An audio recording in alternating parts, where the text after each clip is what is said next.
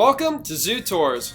First, if you're new around here and want to follow me around more zoos, make sure to subscribe and hit the bell notification to let you know when my next tour is ready for view. We are at another new park, and like all new zoos around here, they need a good intro. The Cleveland MetroPark Zoo, which was previously mentioned in my top 10 favorite zoos video. It opened all the way back in 1882, and the first impression I had on the place was its impressive size and its collection. It's 182 acres with 3,000 animals from 600 species and 6 major attractions and 7 sub-attractions. Its second impression is that it definitely is one of the older fashioned places that you'll ever come across. Although that's starting to change with all the recent and upcoming renovations, which includes a newer elephant complex, multiple homes for their tigers, and an upcoming exhibit for their red pandas and snow leopards. There's a lot that I could choose from this place, so why not start with the Cleveland Zoo's best exhibit.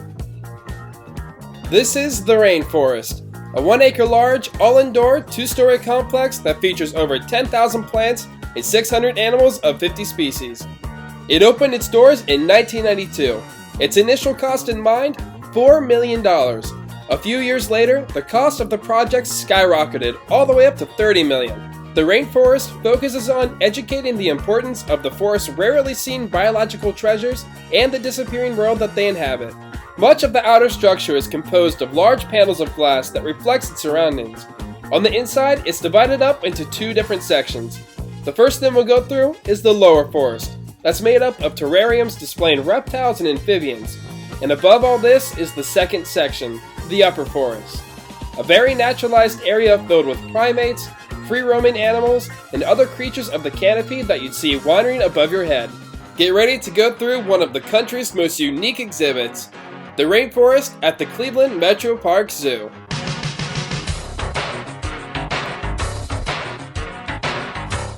The zoo's very first attraction isn't even really in the main zoo at all. If you look off to the right of the ticket booth, you'll see a trail and a very inviting sign. No, you can't just sneak into this area without paying. There is a ticket holder upon entry of the RainForest. Instead of speeding this up, I'd like to take this time to tell you more facts about Cleveland's RainForest. It was the first exhibit at the zoo to employ the practice of using recorded ambient sound, meaning a lot of the noise you hear comes from a RainForest-themed soundtrack. The complex has also been rented for weddings. In fact, the first in the building was none other than the marriage of the zoo director Steve Taylor and his wife in 1992. Ever since the RainForest opened, the zoo attendance has been more than 1 million visitors each year. Lastly, according to a 2012 article, 5 currently living individual animals have called the RainForest their home since its debut in 1992. A scarlet macaw, a prehensile-tailed skink, and 3 roseate spoonbills. Well, I'm all out of random info, so thankfully we've arrived.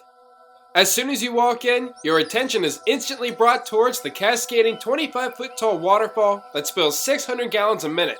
The walls along the outer ring resemble ancient Mayan ruins that actually contain a few pockets. In them, you'd find a couple New World mammals. More specifically in this case, golden lion tamarins. And over to the right is another cavern also containing some busy primates, the lesser-known pie tamarin. In the wild, these guys may live in groups as large as 15 individuals, all of which help care for each other's young. So speaking of which, if you go and visit around this time, you'll still notice a younger member of the group that was born in August of 2017. As we continue in the outer atrium, a small path takes you through what's known as the Medicine Trail. While beautiful, it isn't exactly immersive, which isn't the point. As displays say around here, this trail informs you that approximately 25% of our medicines contain active ingredients derived from rainforest plants. And according to those signs, about 20 of those plants can be found within this garden. By the end, you are given a choice of whether or not you want to enter into the lower or upper forest. Even though its design makes more sense to start in the upper story, we'll begin down here to save the surprises for last. But before we go through these doors, to the left is a large pedestal set terrarium containing the Asian black-spined toad. The lower forest is noticeably darker compared to its counterpart. This is meant to represent the fact that only around 2% of sunlight hits the rainforest floor, and within the floor comes much smaller animals such as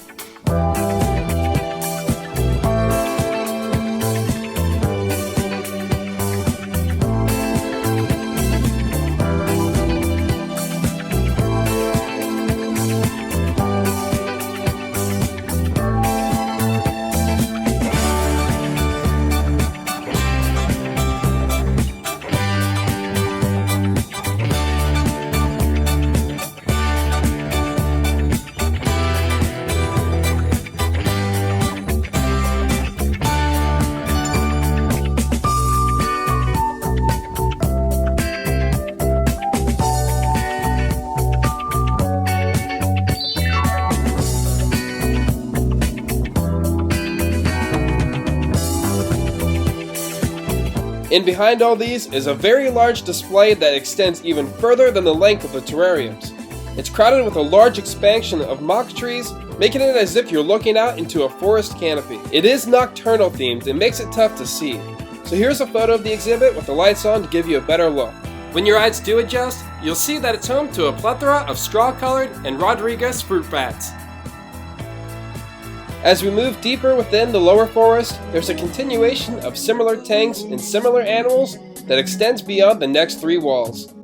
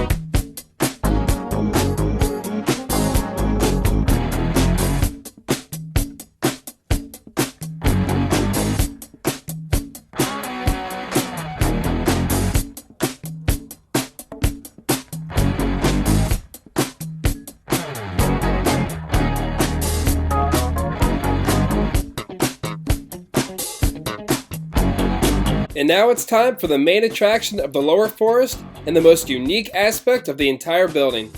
This is called the Tropical Brainstorm exhibit, and I should first mention that it's home to 2 Indian-crested porcupines, along with some fish like the large Pangasius catfish, giant gouramis, and a couple of barbs.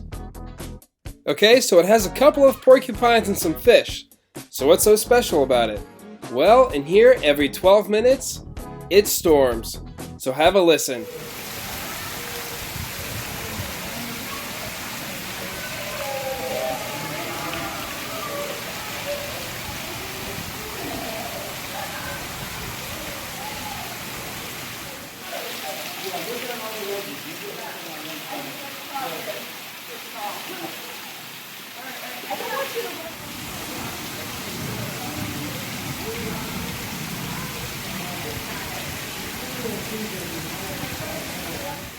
And that's not all. When it's done raining, this happens next.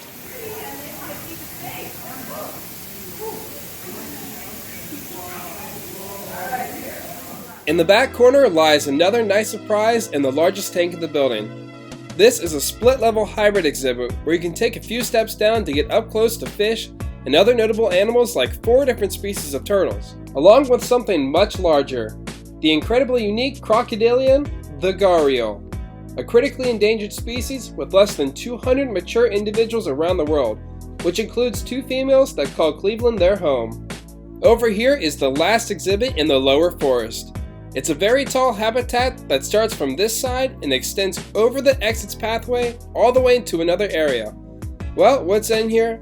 I won't tell you now because we'll come across it again in the upper forest.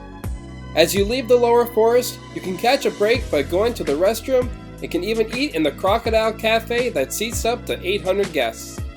As we head back towards the second section, you are also led into a gift shop, but even that comes with a surprise as well.